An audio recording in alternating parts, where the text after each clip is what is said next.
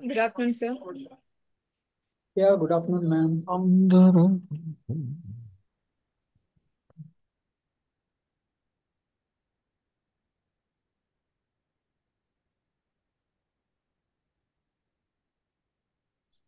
Sir, good afternoon, sir. Namaste, sir. Sir, Good afternoon, everyone. good afternoon, sir. That's right. Performance evaluation.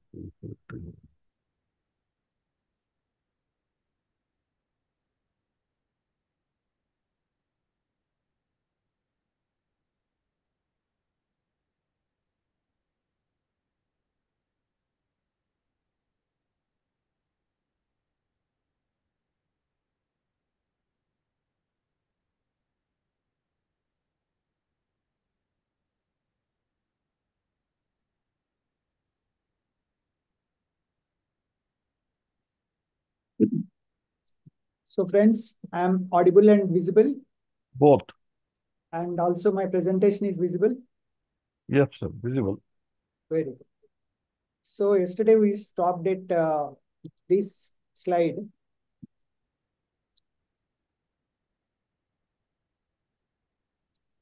We discussed about who should be evaluating, and then we stopped here.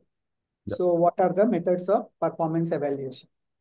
So, the methods of performance evaluation, we are going to discuss some of the methods here.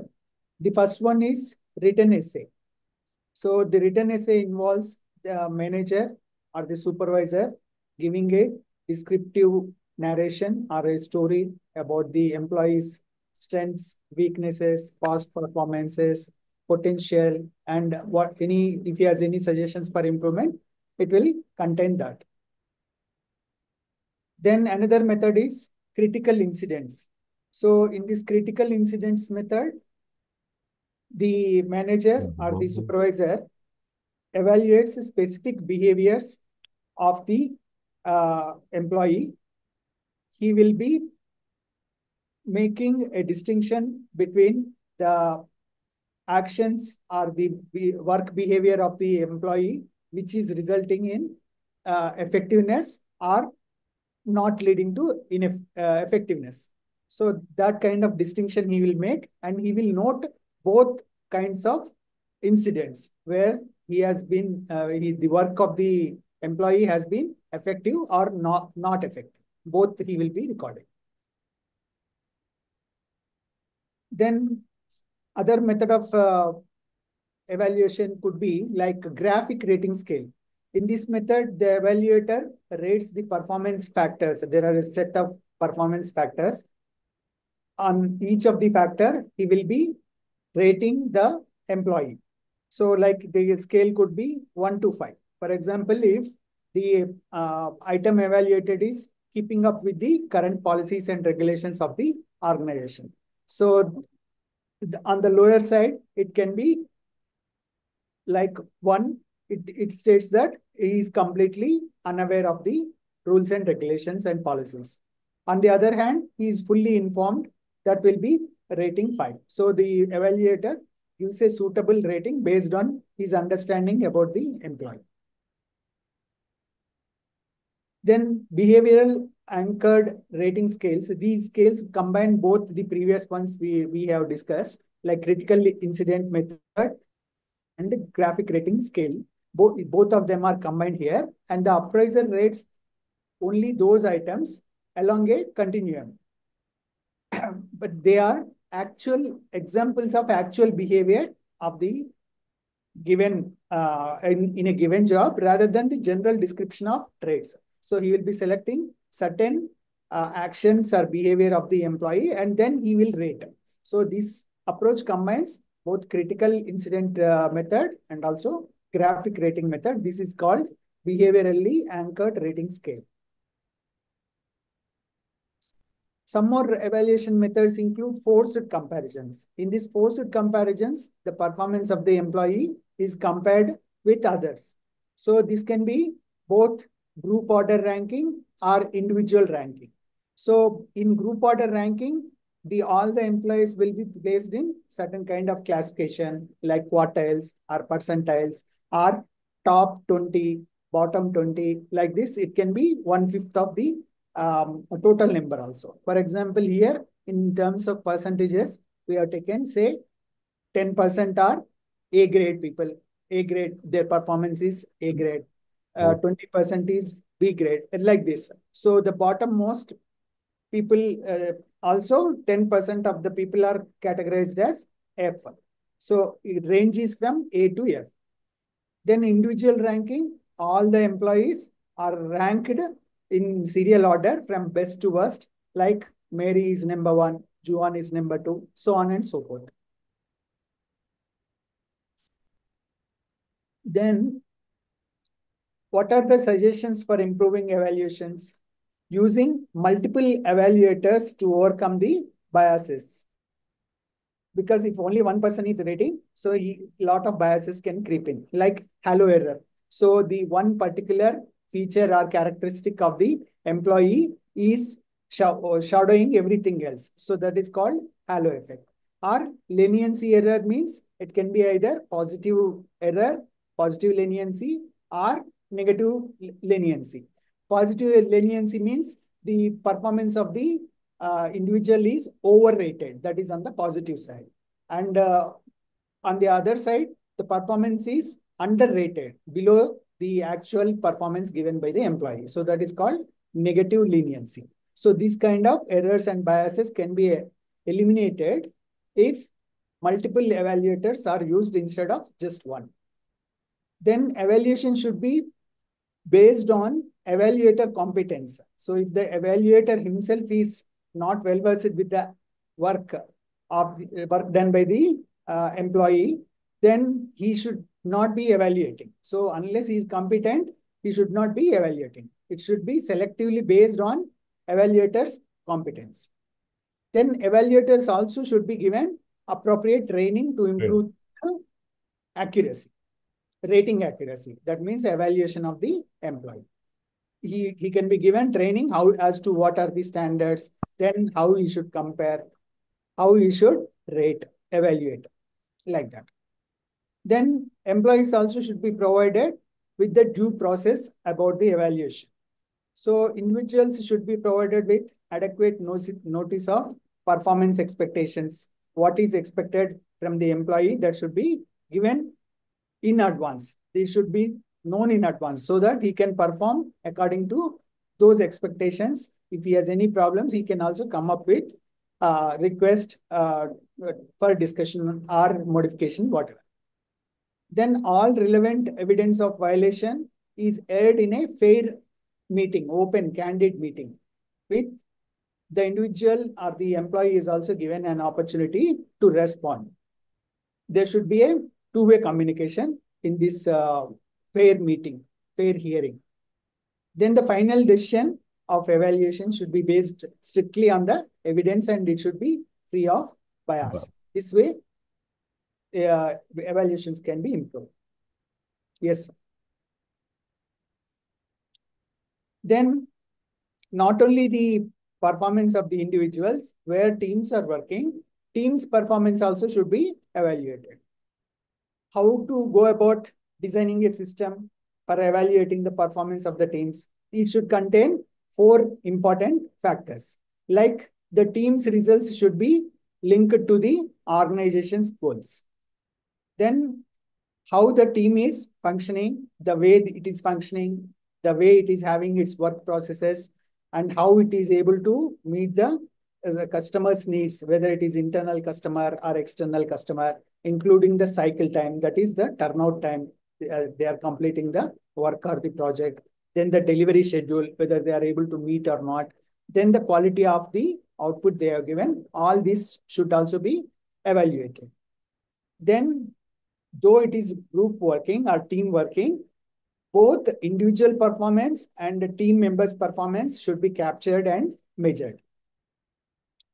Then the team should also be trained about how to define its own objectives, create its own measures to measures of the team performance and individual performance. So if the management or the organization is taking care of these 4 factors while building a system to evaluate the performance of the team, it will be very useful.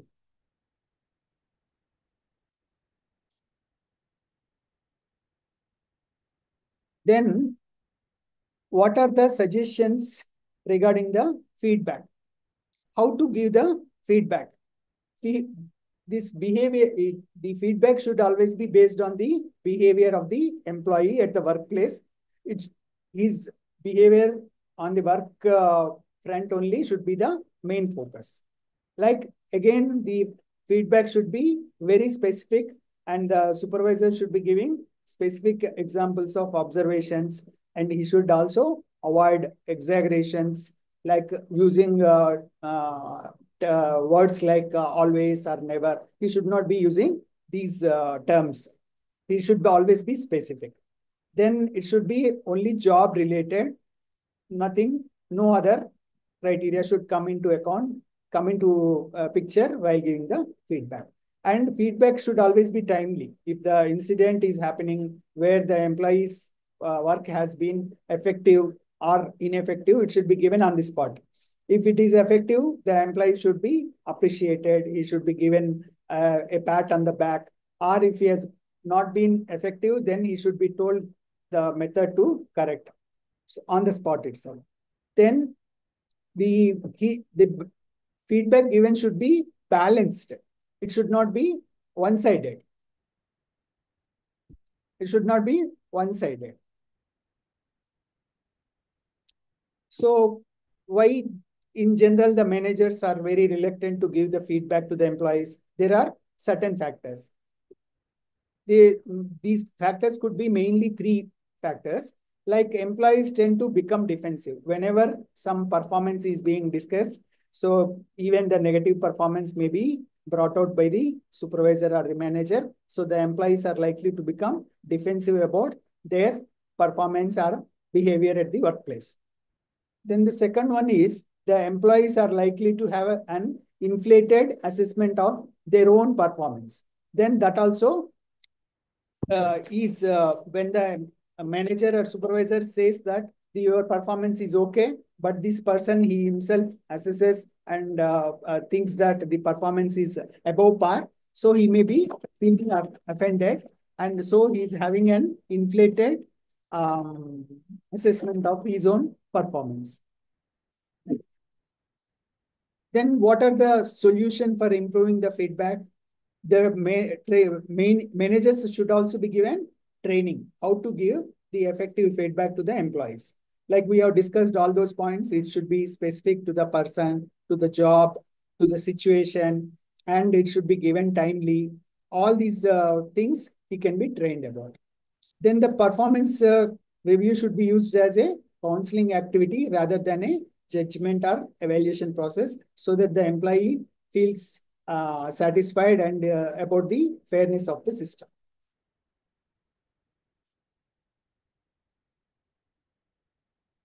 Then this is about the summary and implications of the performance evaluation. These selection processes also should be very proper. If they are proper, they will increase the likelihood of hiring the right person for the right job. Then it will also help in identifying the training and development programs. Then it also improves the employee's self-efficacy. His belief that he is able to carry out the works successfully. Then a major goal of the performance evaluation is to basically assess the individual's performance as accurately as possible for various purposes, including the reward allocation decisions. Then this, as we discussed, it should be based on behavioral and result-oriented criteria, and it should take a long-term perspective, not to take care of only the present. And also the employees should be involved in the process so that they perceive the system of evaluation as a fair and just process. So I'll go to the next unit. Just give me a minute.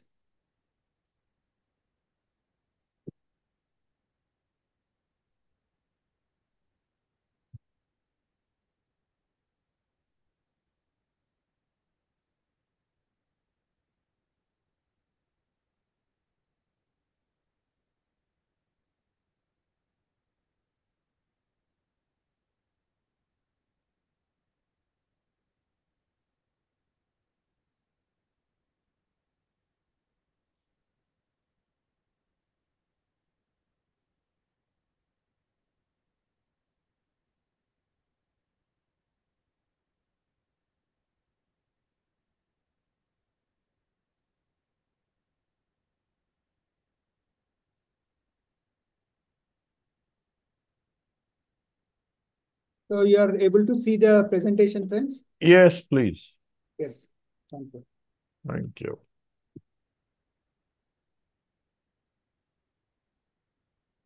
So the next topic is about the organizational change.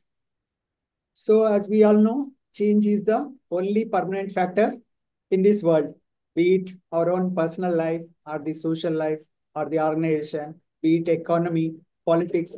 Change is the only constant. They also say that change is the only constant. That means it is continuously, everything is continuously changing.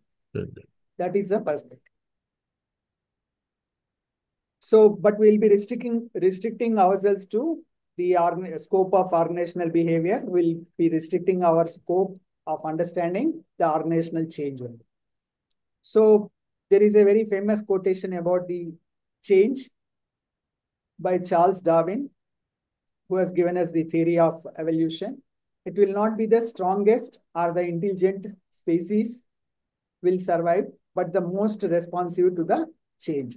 The species or the genus, whichever is able to adapt to the changes in the environment, they will be surviving for the long. This is the essence of this quote. So what is organizational change? We all know that all organizations are part of the society. They are a microcosm of the society when we see it from a closer perspective. So they are having both internal environment and also external environment. Internal environment means within its four walls, like the people, structure, everything. And outside its boundaries, the economy, the society, the business, everything outside, that is called the external environment. So the organizational change, we can define it as a process by which organizations move from the present state to some desired future state to increase its effectiveness. So it takes a step forward and it is going to add some value to the organization. So that its effectiveness will increase. Whenever the organization is disturbed by some internal or external forces, change occurs, and this alteration will occur in the overall work environment of the organization. It doesn't affect only one segment of the organization. It doesn't affect only the structure or the people or the product like that. It will affect the entire organization. So organizational change can be seen as a action that is, it results in a shift in the direction of the process that can change the way the organization works. At present, it is having a certain system of working. At a future point, it is going to change. The way it's going to work will change. Then we can also see that changes can be planned or unplanned, but most changes are planned. Certain changes which are unplanned happens daily, day in and day out. They are incremental changes. But the changes when they are planned and are deliberate, they are very much goal-oriented and they take place within the organization. And the change can originate from the outside or some of the times it can be originating from outside. It can be from the economy or the business environment or the political situation or the social situation, anything. It can come from the outside also. And if it is coming from outside, most of the times it may be out of the control of the organization. It has got nothing else to do except to change and adapt to the new situation. So organizational change occurs when organization transforms its components like structure, strategies, methods, or culture to reorganize and restructure the organization. So all these elements are involved during the course of organizational transformation or organizational change, like structure, strategies, methods, culture, and other elements including the people or the technology or the machinery. Everything can be changed. It also implies that there is a alteration of structural relationship within the organization. Like within the hierarchy, there can be changes. There can be changes in the vertical dimension or horizontal dimension, or the organizational structure can be flattened like that. So, and also the role of people in the organization. These changes can happen. So the changes can also be viewed in terms of physical changes or biological changes or social changes. Thus, organizational changes is an alteration of the total work environment within an organization. It implies that a new equilibrium between the different components of the organization is taking place, between the technology, structural arrangement, job design, and the people. At present, there is a certain equilibrium, but that is going to be changed and a new equilibrium is going to be established.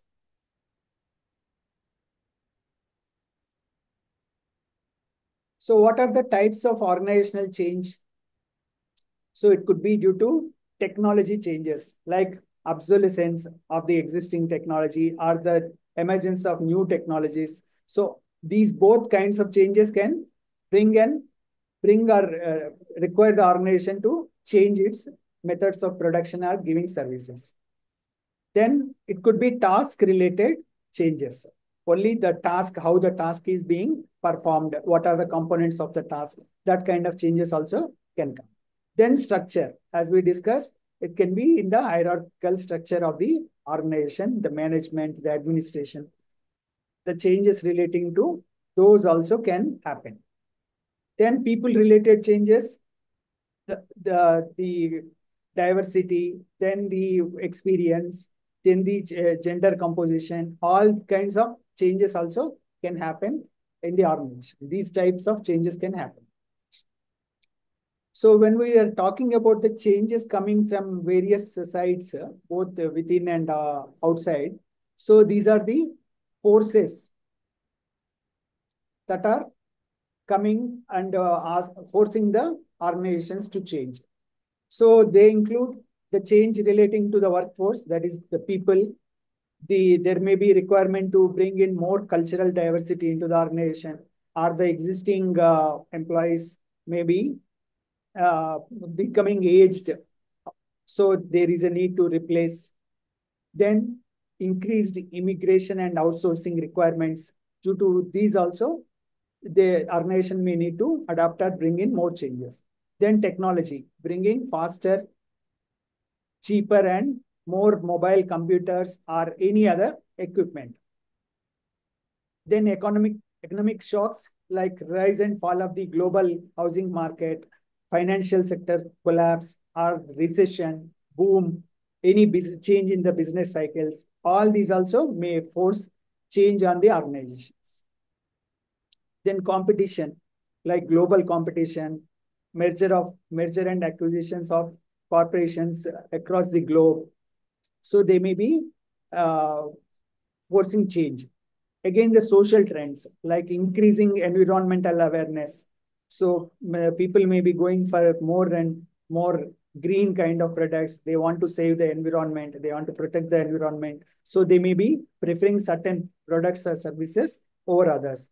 Then liberalization of attitudes towards certain segments of the population, like gay, lesbian, and transgender, and even specially able people. So all these people to be included in the organization, they also can bring changes within the workforce of the organization.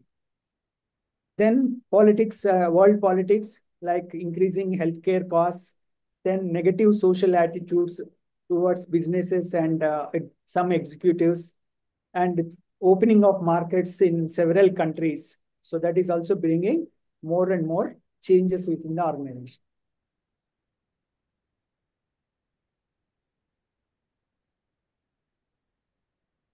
So we talked about change. So change can be both planned change and unplanned change.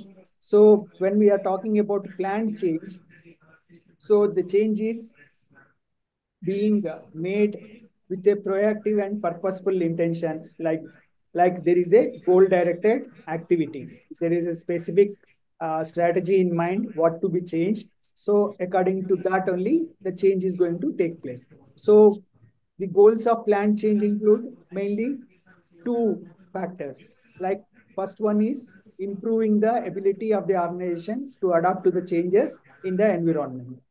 That is the first thing. And secondly, along with that, there will be a need to change the employee behavior in tune with the changes that are coming. So these are the two changes that will be that need to be taken care while carrying out a planned change. Then who are change agents? Change agents are the people who act as a catalyst. That means as the nodal points, they are the overall implementers like this. Then they will take the responsibility for managing change activities in the organization. Just a minute.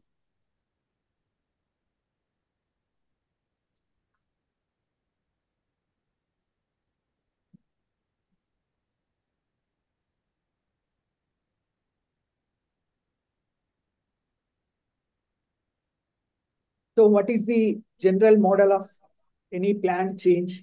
First thing is entering and contracting with a third party. Sometimes a change agent can be coming from outside, or sometimes it can be an internal person itself, internal person or department. In some of the organizations, the human resource development organization itself is development wing itself is going to take up the job of change agent. So then the next step is diagnosing the problem. Then once the problem is diagnosed, then planning and implementing change. What kind of change is to be planned, how it is to be implemented, that will be the next.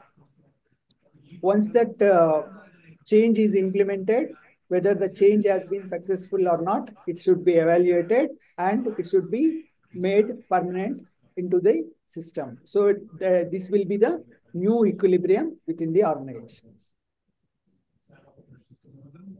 So what are the different types of other types of planned change? Like it can depend on the magnitude of the change. If it is just a minor change, small change, that can be incremental, it can be incorporated in the day-to-day working of the organization, that will be called an incremental change because the magnitude is very small. But if it is a quantum change requiring massive changes in the organization based on technology or the people or the business processes, it can be a very big change, quantum jump from the existing situation, existing equilibrium. Then the degree of organization, based on the degree of organization, whether it is over-organized or under-organized, that also can be another type of change. Then whether having several companies, organizations are having international operations. So whether it is being changed within one particular country or it is across the globe they are changing. Based on this kind also, the plan change can be different for different organizations. So whenever we are going to implement change, or even in our personal life, whenever we are going to face change, so there will be a lot of resistance. So what is resistance? Resistance to change is the reluctance of the people to adapt to change.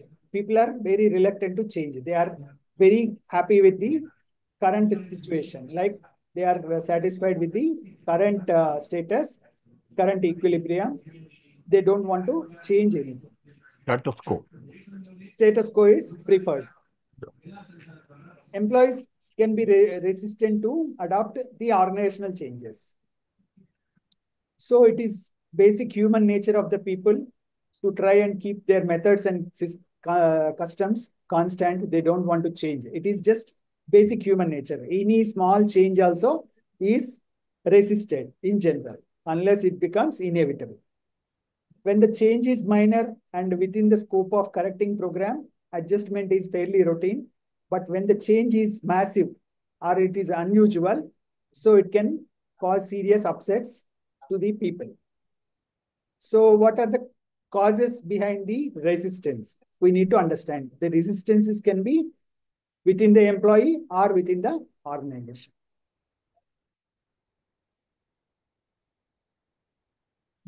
So forms of resistance to change include overt and immediate. Some are very visible and very immediate. People are complaining. They are engaged in various actions like pen down strike or strikes, dharna. So like that, lockout, all these industrial unrest is also there. So they are all very visible. These are the evidences of resistance to any change that is being brought by the management.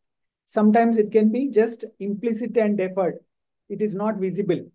So what kind of those implicit resistance can be like the employee has lost his motivation. He is no more loyal to the organization. He's not telling any positive things about the organization. Like he is committing more and more mistakes and errors. Then he is absenting himself from work for longer period and frequently. So all these are implicit. That is, they are not visible to the outside, but they are all implicit resistances to the change.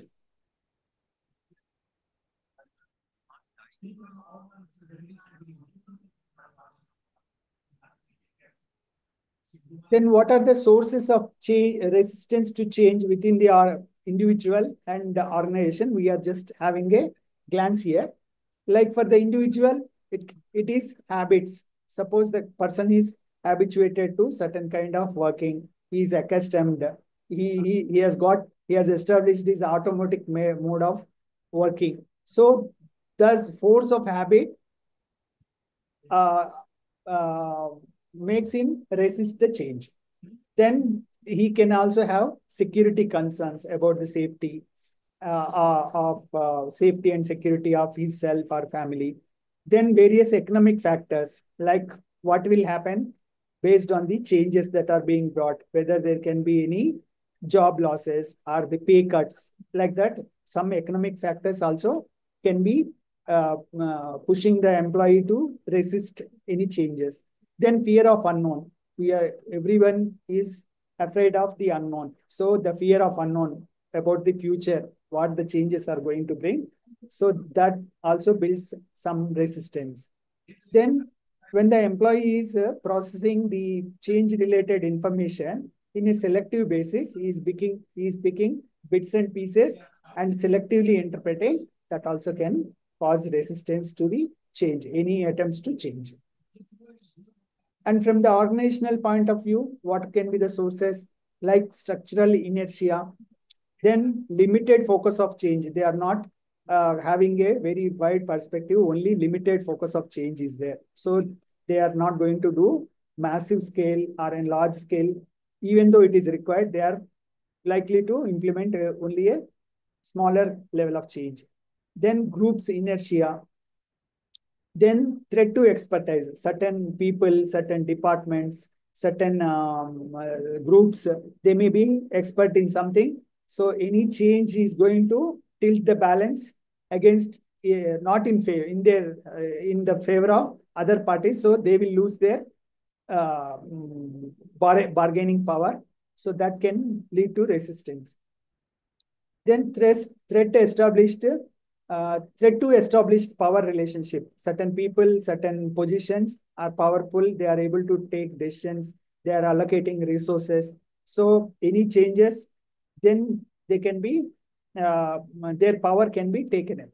For example, instead of a power seated in a particular position, they may say that the team is to take those decisions. So the person will lose the power of allocating resources.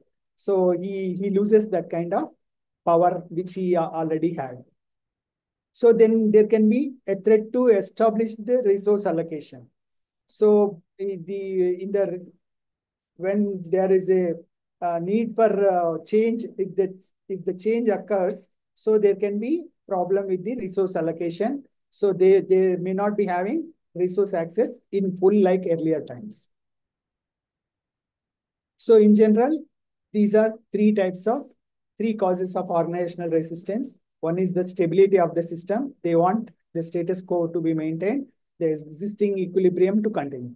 Then resource limitation. They don't have so much financial or physical or people resources to implement change. So that is why they don't want to go and adapt to the change. Then sunk cost. So if they have implemented huge technology at a higher cost, and they have also trained so many people with huge costs, they have built in sunk costs, so they don't want to bring new change because they will impose additional cost. These already incurred costs will be become waste. They will be a loss to the organization. So what are the tactics that can be employed to overcome the resistance? So the management or the organization can ensure that they take effective steps to educate and communicate the reasons for change and the logic behind the change to the employees and all those concerned. Then participation. If the participation of the employees is on a massive scale, wider scale, and they are explained about the change properly, the logic properly, and they are involved in the discussion and also in the decision process, that will increase their commitment level and lessens the resistance. Because once they have understood the process, they are involved in the decision making, they have participated, they will resist less to the changes. Then building support and commitment. So people, if they are having fears, a fear of the unknown about the changes to be adopted, so counseling can be given, therapy can be given to overcome the fear, anxiety, or if they require any new skills, that also can be imparted. Then implementing change in a fair and just manner. If any changes are being brought, it should not be targeted or aimed at only one particular set of people or levels of the organization or the departments or the sections, or at only one particular layer of the organization. So that is very important. It should be seen as a fair and just mechanism of implementing the change. Then another strategy could be manipulating and co-opting. Like manipulation means, so withholding certain information or suppressing facts and also allowing some rumors to float. So that is all considered as manipulation. And co-optation means, for example, if there are large-scale changes required in the organization, the workforce needs to be trained, some workforce needs to be, axed. So what they can do, what they will do, they may buy in the union leaders by giving them the position of power, or what they will have some trade-off between the management and the union leaders, and they will try to co-opt them. Once they are co-opted, the resistance to change will come down. These tactics also may be employed by the management, but they are not a very fair means of doing things. Then if people who are willing and accepting the change, if they are roped into the change process, then not only they will enjoy the change in the first place, they will also encourage others to adopt to the change and accept the changes that are being brought in. Then coercion. This is also one of the methods that is being followed by the management. Whenever they have no other option, they can give direct threats and force so that the employees will fall in line and accept the changes. These are all several tactics. Then we can also see that where impetus for change is likely to come when certain outsiders are brought, like new change agents from outside, or new employees from the outside, or sometimes managers also brought from outside the organization, or those who are not concerned with the change, if they are brought, this will give an impetus for change. Like you remember in the conflict and negotiation, we saw that conflict enhancement or conflict creation is also one method, like conflict resolution and conflict stimulation. So like that, so change stimulation can also be brought when these people, outside agents, outside change agent, or new employees or managers are brought into the system. Then if it is internal change agents, they are likely to be threatened by their loss of status in the organization. If you are going to bring in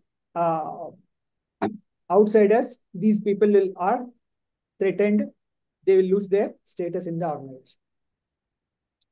Then long-time power holders, certain in organizations, people are there for many years, maybe 5 years, 10 years, 15 years. They are with holding the key to several resources, like financial resources or human resources or men and material, other equipment. So they might be losing the power balance. See, the outcome of power struggles in the organization will determine the speed and quality of the change. If the power struggle is very huge and is taking a lot of time to resolve, then it can reduce the speed and quality of the change. So how to bring about the organizational change? So basically, some 4 theories are given. First one is Kurt Levin's theory of change. Second is John Cotter's. Third is action research. And fourth one is organizational development. So we'll discuss 3 theories in this part, and we'll go to the organizational development, which has also been classified as a different unit in our syllabus also. So Kurt Levin's theory of change, it is a 3-step change model. The name itself suggests that it is a 3-step change model. So what are the 3 steps like? First one is unfreezing. Second one is moving. Third and last step is refreezing. Have you heard of Kurt Lewin, friends?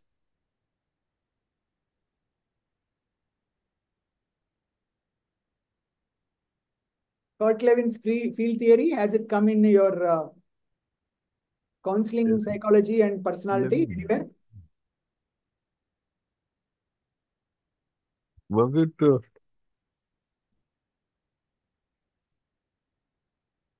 Okay, so he's very famous. He is known for his field theory in personality and in social psychology. It was there. Social psychology also is there, Yes. but I think his theory is famous.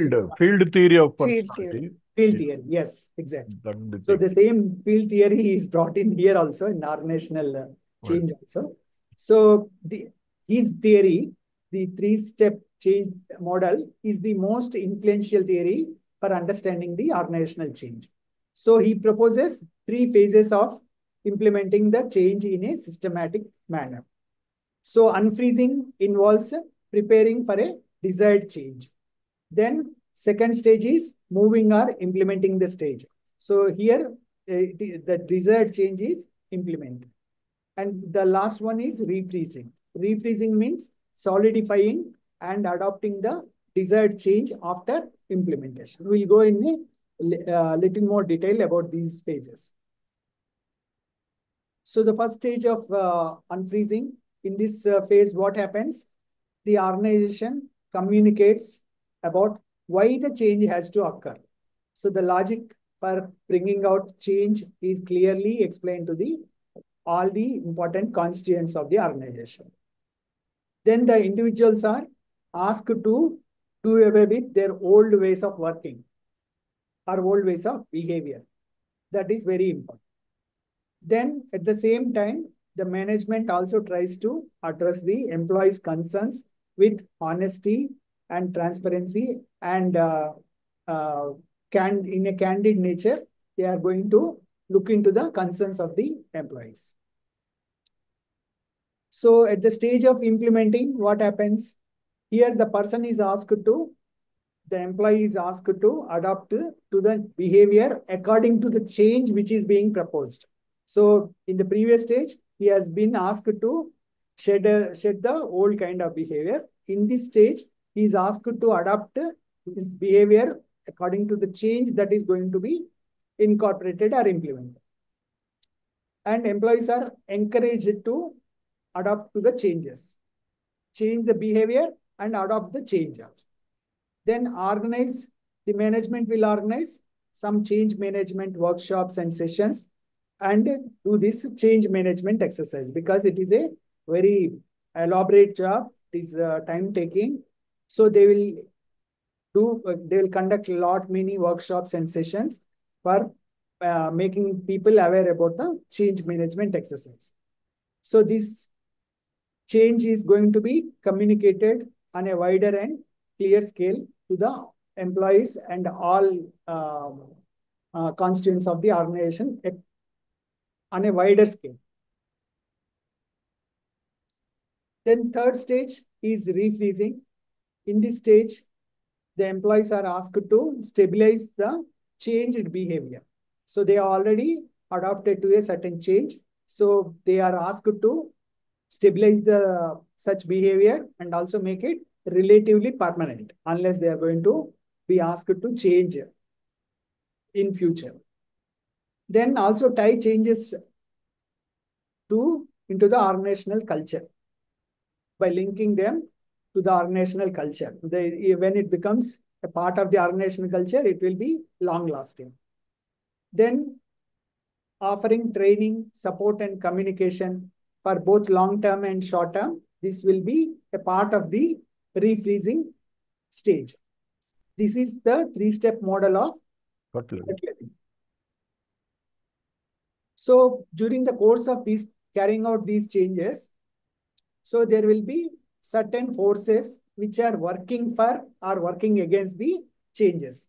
So Kurt-Lewin calls it as a force field analysis. Force field analysis.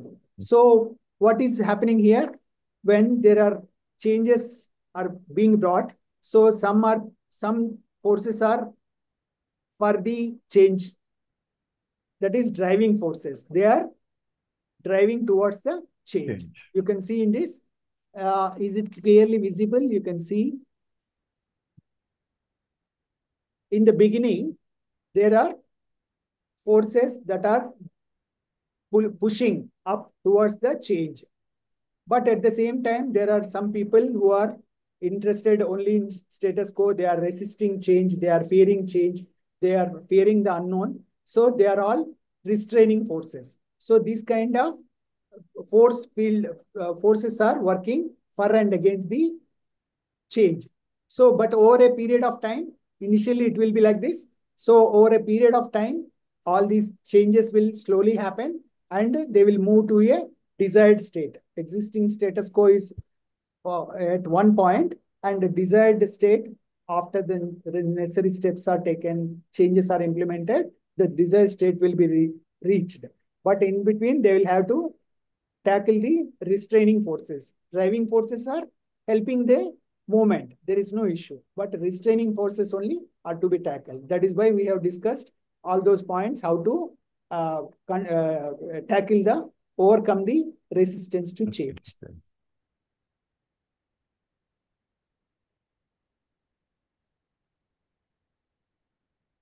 So that was about Kurt-Lewin's theory of 3-step model of unfreezing, implementing, and refreezing. And then next theory is about Philip Cotter. Philip Cotter or John Cotter? Philip Cotter, I think. So he is a B school student. So he has given this 8-step plan. He has basically evolved his theory from Kurt-Lewin's theory only. So in this theory, he has given a 8-step process. So the first step is establishing a sense of urgency and creating a compelling reason as to why the change is needed. Second one is forming a coalition with enough power to lead the change. If the coalitions are not formed, there may not be so much power behind the change. Change cannot happen easily unless coalitions are formed. That means the people or the groups or teams or the various levels of the organization, unless coalitions are formed, the change cannot happen easily. Then creating a new vision to direct the change and strategies for achieving the vision. Next comes the communication of the vision throughout the organization. Once the vision is communicated, then change becomes little easy. Then empowering others to act on this vision by removing the barriers to change and also encouraging risk-taking and creative problem solving. So by empowering others to take risks and solve the problems in a creative way, that also helps in implementing the change. Then plan for, create and reward short-term wins. That means the organization change is a very long process, time-taking, it is elaborate. So like shaping, so you have to divide it into smaller parts, and at each stage, whenever you have reached that stage, it has to be celebrated as a win, and some kind of rewards also can be given for those short-term wins. Then consolidate the improvements, reassess the changes made, whether they are giving the desired results or not. And if they are not giving the desired results, make further necessary adjustments in the programs or plans. Then the last one is reinforcing the changes by demonstrating the relationship between the new behaviors and the organizational success. So these 8 steps also we can fit into Kurt-Levin's 3-step model. You can just see the first 4 steps are covered under unfreezing. The phase of unfreezing. Unfreezing includes here, if we are mapping, then first one is establishing a sense of urgency, then forming coalitions, then creating a new vision and communicating that kind of vision, all fall into the unfreezing phase of Kurt-Levin's theory. Then the next 3 steps, empowering others by removing the barriers, creating and rewarding short-term wins, and consolidating, reassessing, and adjustments. All these fall into the movement phase, that is implementing stage. Then the last one, reinforcing the changes, is falling into rephrasing phase of Kurt-Lewin. So the third kind of organizational change, how it can be brought about, is action research. Action research. What is action research? Action research is a change process based on systematic collection of data and then selection of a change action based on what the analyzed data indicates. So here, what is understood, there is certain kind of organization is facing certain kinds of problems. So there is a systematic collection of data, and the data is analyzed properly, and the problems are being identified. So what are the steps involved in this process of action research? First one is diagnosis of the problems.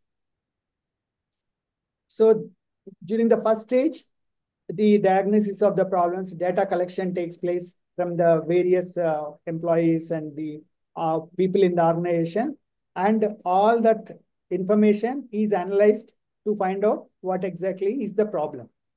Then the feedback is given to the employees and the management about what is the kind of information that is received and what is the problem identified. That is given feedback, and if there are any corrections to be made, it will be taken care of. If there are no corrections, then the action to be taken is determined in the 4th step. What kind of changes are to be incorporated, what plans, what strategies, how they should be designed, how much time it has to be implemented, and also the required action for getting into the change, implementing into the change is taken. The last step is evaluation of all those changes that have been brought in, whether the change has been successful or not. So these are all the 5 process steps in the action research model. So this has got an advantage, like it is a problem-focused approach rather than a solution-centered approach. If we are bringing some outsiders, sometimes what they may do is they will have a certain idea in mind. Okay, this is the thing to be incorporated. This is the change the management or the change the structure or reduce the number of processes. They will have certain solution in mind and they will work accordingly. But if they are following change this action research model, what will happen is all the information is generated internally only. There is no fixed mind. So all the information is generated. The problems are also identified here based on the ground situation. So it is problem focused than the solution centers. So if the outside consultants are brought, they will have a pre-designed solution they want to implement and be done with it. So in the process of action research, as I said, employees are involved because they are asked about the existing systems, procedures, their information is collected, then analyzed, and again it is presented back to them. They are also involved in the planning stage, implementation stage. So because they are involved at various stages and also they are participating very actively, there is very less resistance to change from their end, employees' end. So the change versus transition, how it is taking place, here you can just have a look at it. So as the time goes, it goes from denial to resistance to exploration and commitment. So from the previous equilibrium to a new equilibrium, they are moving.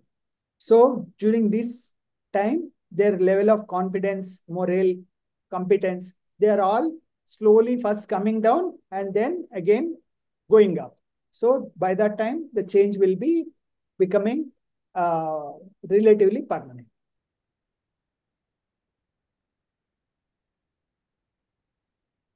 So how organizations can learn to cope with change? Because changes are coming very frequently, very often, and sometimes the changes can be massive. So the organization should be able to tackle them. So those organizations which are having a learning about the changes, how they have been able to design and implement and re-establish those changes, they will have a continuous capacity to adapt and change. So what are the characteristics of these learning organizations? They are holding a shared vision. They discard old ways of thinking. They view the organizations as a system of relationships. They communicate openly. They are working together to achieve a shared vision. These are the characteristics of a learning organization. Okay.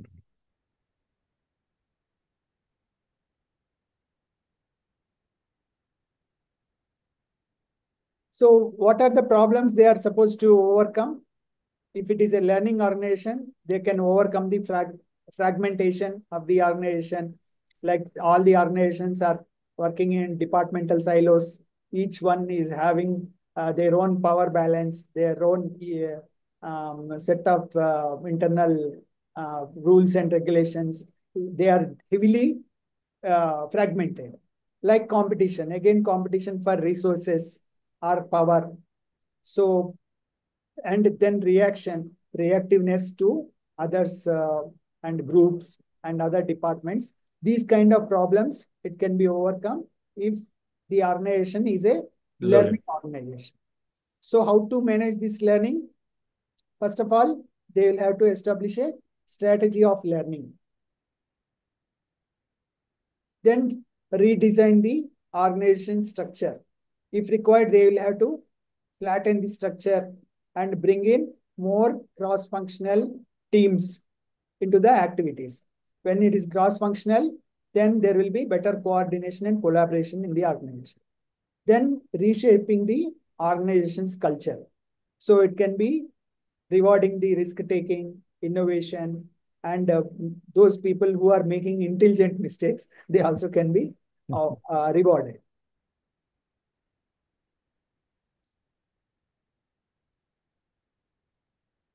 So this brings us to the next topic, which is related to the organizational change, the organizational development.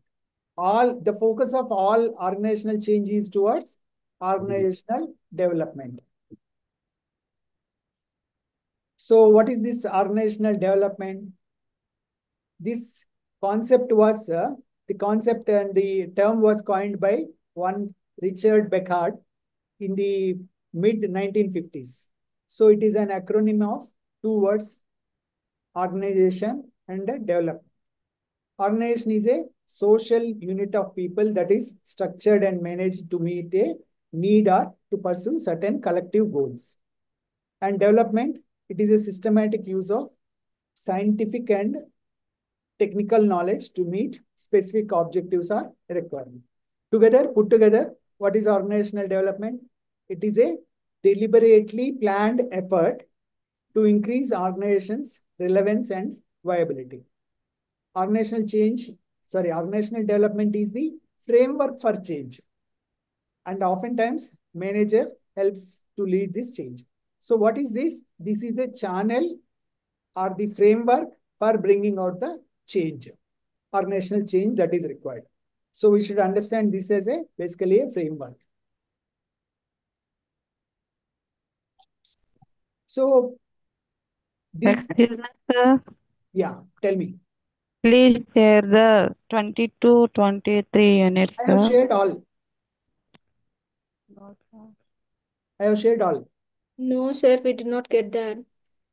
He will share after he finishes the session. You know, it is continuous, 48 slides. I have already shared. Maybe you are joined late. I don't know. No, sir. No, sir, it's not shared. Okay, just a minute. Let me see. Yeah, please share. Okay, okay.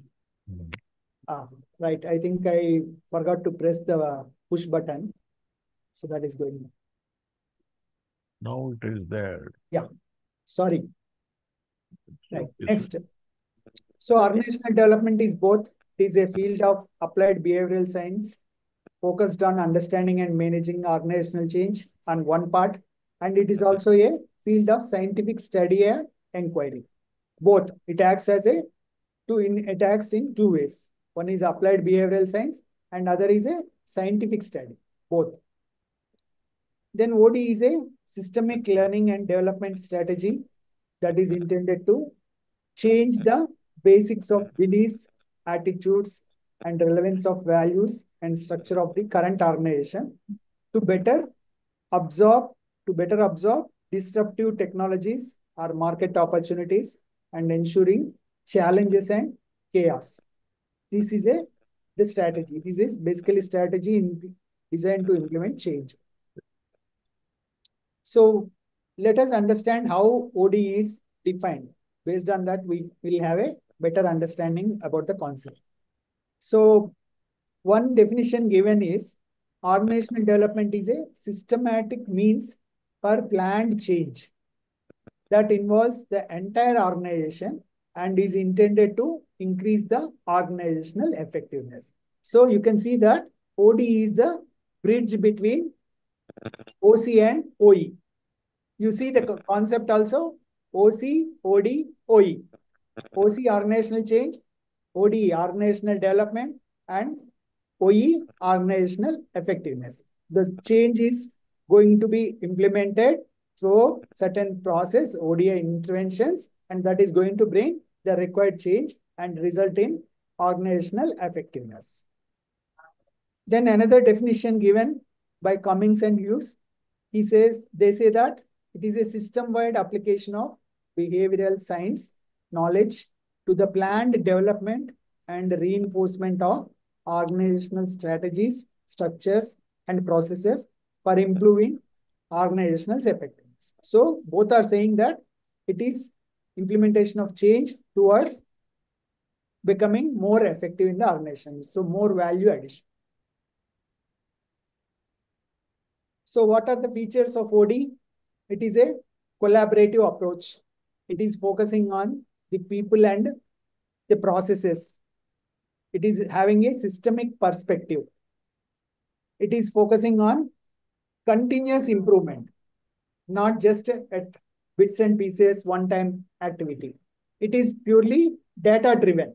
So a lot of information is gathered based on the data, problems are identified, then required actions are to be decided, plans and strategies are to be decided, then to be implemented, like that. It is purely data-driven and participatory. All the employees are participating in the organizational development. And it also empowers them to take active participation in the bringing out the change. So what are the objectives of organizational development? As we saw that it is required to it is aimed at enhancing the organizational's performance and effectiveness. So it is also designed to encourage collaboration among people, among teams, various parts of the organization, various layers of the organization. Then it is also aimed at developing leadership capabilities. That means future leaders can emerge from this process. Then it is also improving the organizational culture. It is becoming a learning organization, and it is improving a culture of adopting, facing the change and adopting the change and becoming better. Then it is building change management capabilities. And it is enhancing employees' development and also growth. So the importance of OD, why is it very important? It is going to bridge the gap between the existing and required abilities. It improves the processes, systems, people and management capabilities. The performance of the organization as a whole improves. It is not just a certain segment of the organization or certain layer or certain activity of the organization that improves. Everything in the organization, overall performance of the organization is going to improve. The quality and quantity of the products or services also is going to improve, and with consequent improvements in their sales, revenues, profitability, if it is a business organization. Then the organization also gets a competitive advantage over others, rivals. But if they are not able to bring the change, they are not able to initiate organizational development, they are going to be doomed. You may be knowing about the examples of several businesses, famous companies like Kodak or Nokia. So they were not able to think of the required change, and they did not make any attempts, and those are not visible in the market these days. Then what is the process of OD? What are the steps that are involved? Like identifying the areas of improvement, investigating the problem, creating an action plan, then creating a motivation and vision for the employees, then implementing the changes, evaluating the initial results after implementing the change, then adopting and continuing. So what are the OD techniques that are available to us? How to implement organizational development? So the first one is sensitivity training. In our textbook, I think only 3 are given, but all major textbooks, some 6 techniques are given. So I am just going to discuss all the 6 in brief. So the first one is sensitivity training groups or T groups. Sometimes they are also called encounter groups. So the purpose of these groups is to change the behavior through unstructured group interaction. There is no structure. Some outsider change agent is brought.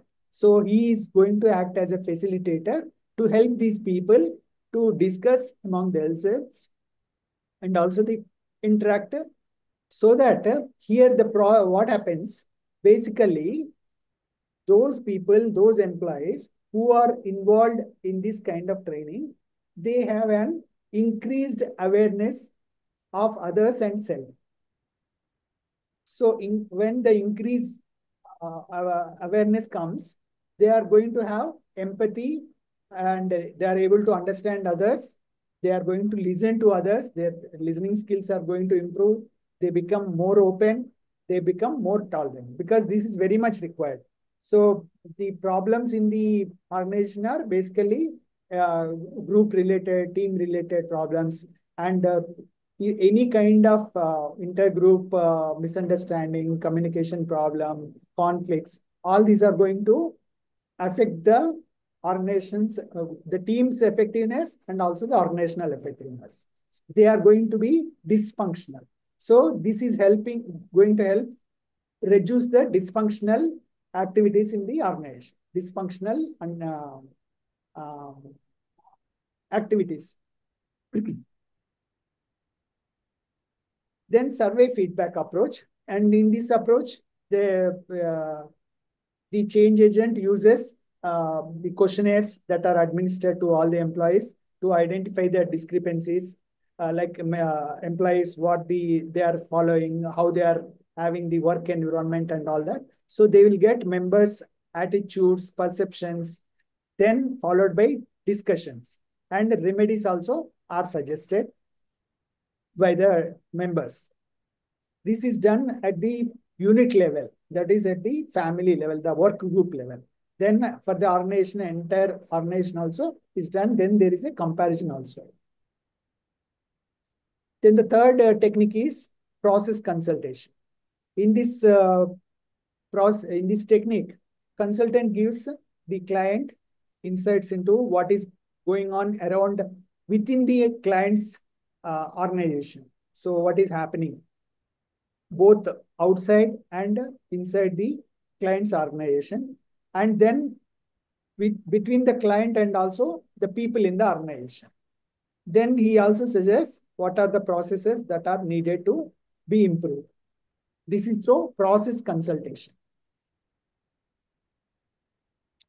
Then team building techniques. This is very important, where more number of teams are being used in the organizational activities and working.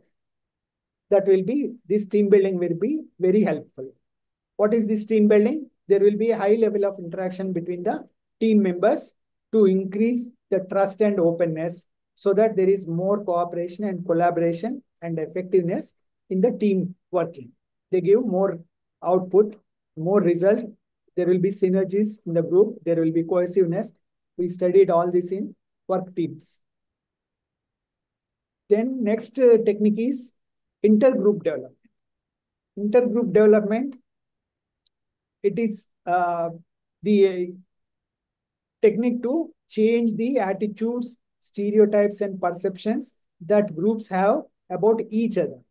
You remember during that team formation and team working, we studied the relation between groups, how they fight and how they come together.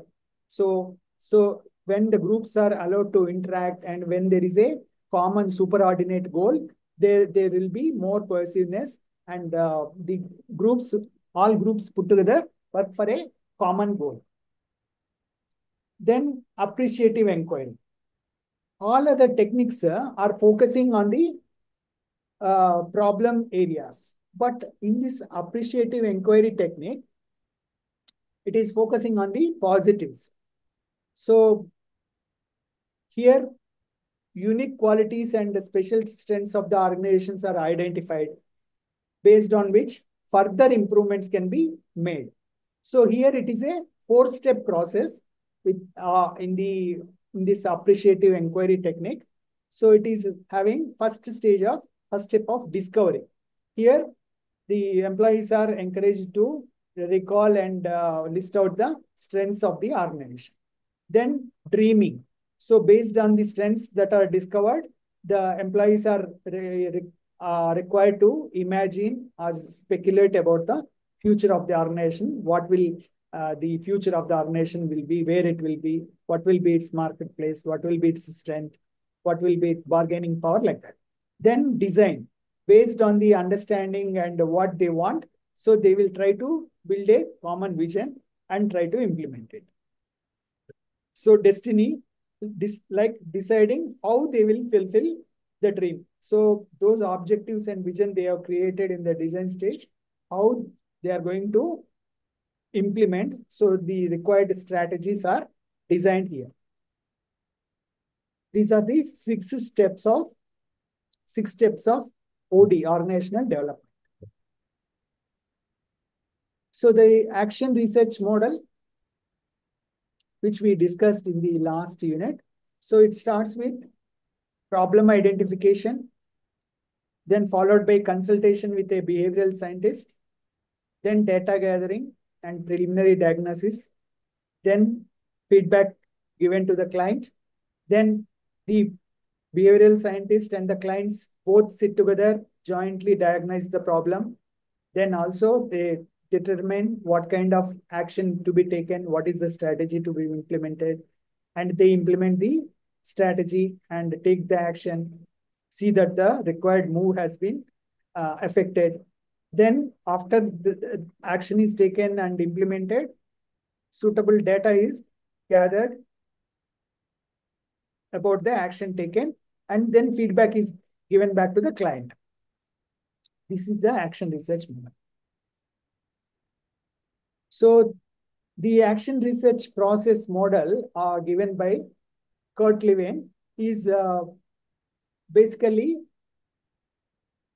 the step-like organizational development. It is OD's underlying philosophy is action research as conceptualized by Kurt Lewin and others.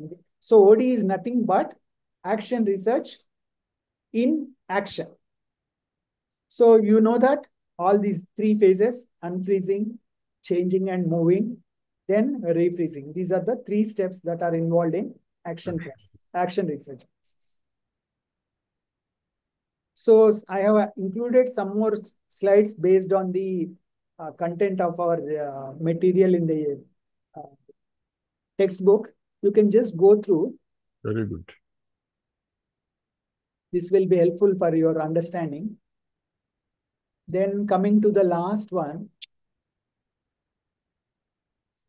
Effectiveness. Yes, effectiveness.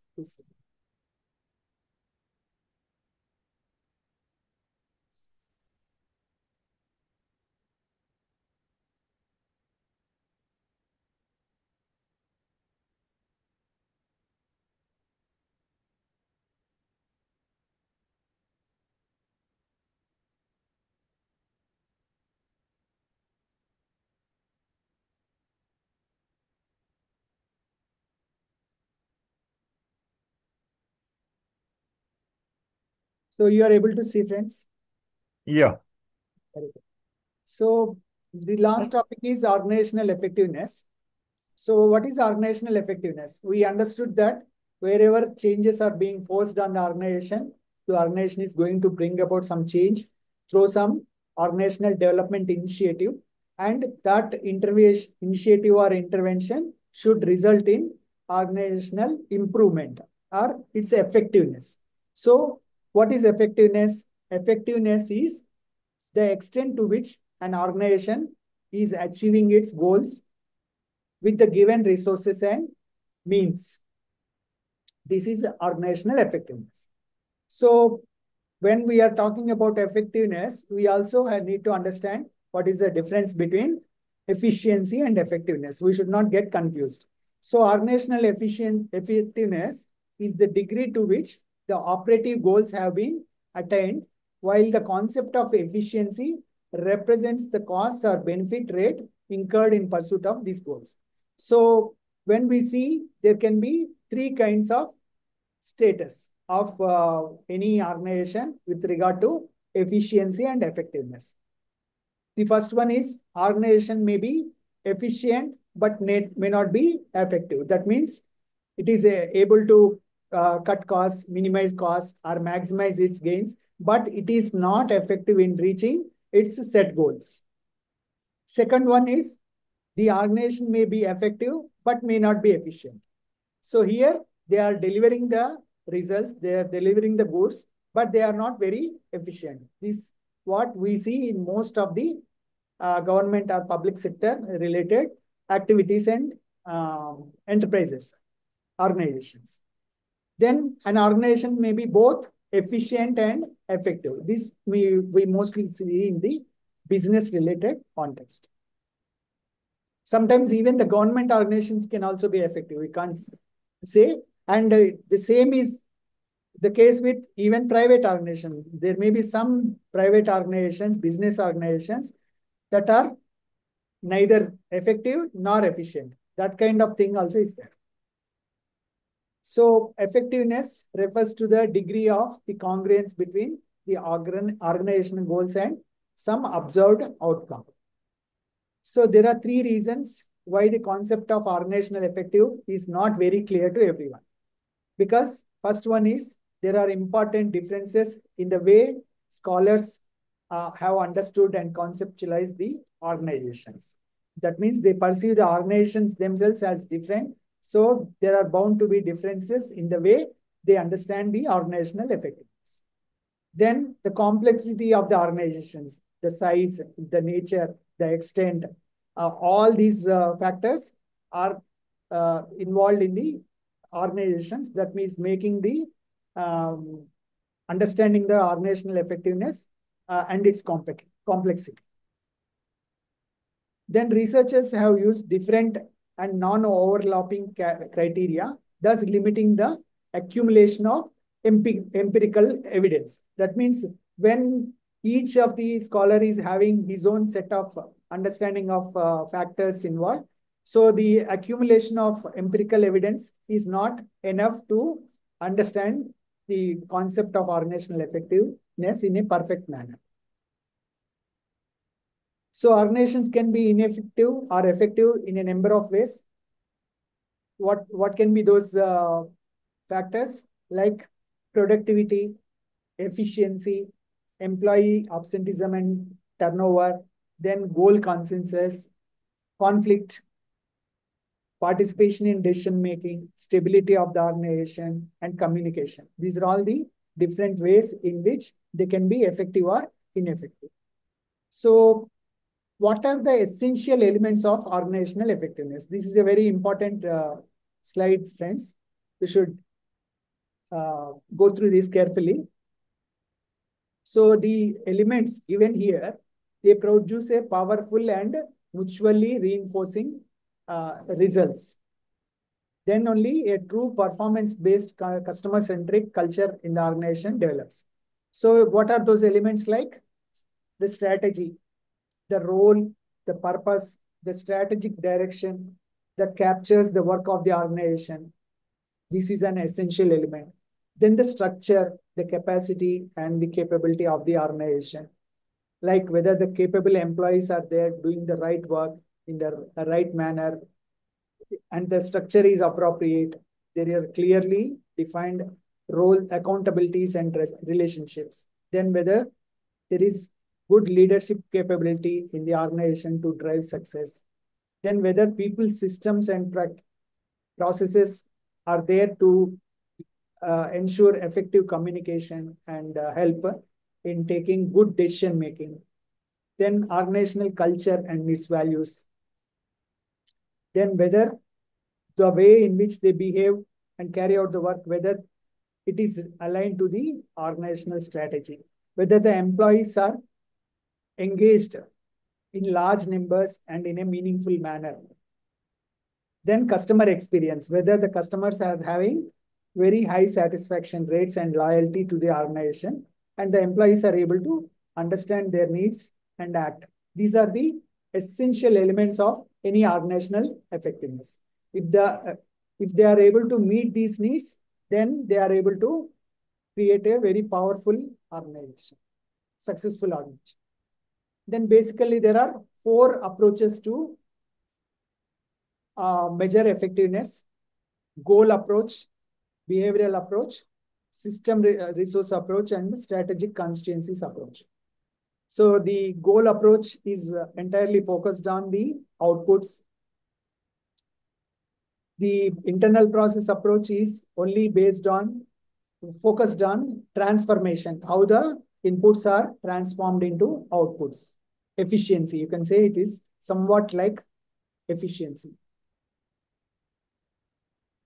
Then the system research approach sees the overall process like inputs, transformation, outputs, how it happens. The other last one is strategic constituencies approach.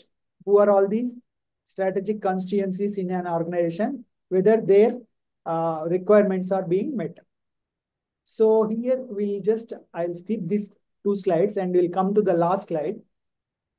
So we need to understand what is the approach like and when it is used.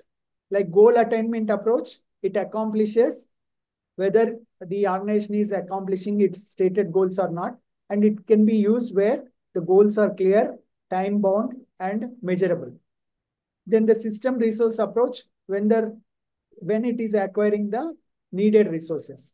Then a clear connection is existing between the input and output. Then system research approach can be utilized. Then the constituencies approach, all the constituencies are at least minimally satisfied. Everybody is not satisfied to the maximum, but all the constituencies are at least minimally satisfied. When they are having a powerful influence on the organization and the organization needs to meet their demands, then this approach is used. Then last process, internal process approach, it combines both internal efficiency and effective health of the organization. So where its cost, output, satisfaction are easily measurable, then this kind of approach should be followed. So there is another effectiveness criteria. You can just go through this small slide. So I convey my best wishes for you, for your getting maximum marks in all the subjects. And I wish that you all be getting very good marks in the organizational behavior subject. Thank you. Thank you so much, sir. Thank you, sir.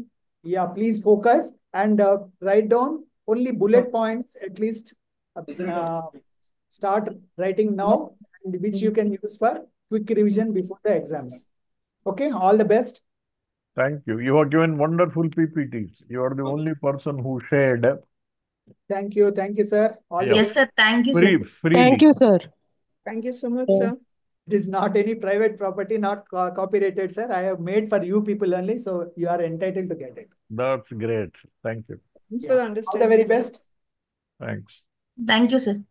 Yeah. Very nice, sir. Your PPT. That's very nice. Thank you. I am still I have a lot to go. I have very far to go. I am just a beginner. I am very thankful to you all for giving me this wonderful opportunity. Thank you, sir. Thank you very much, sir. Bye.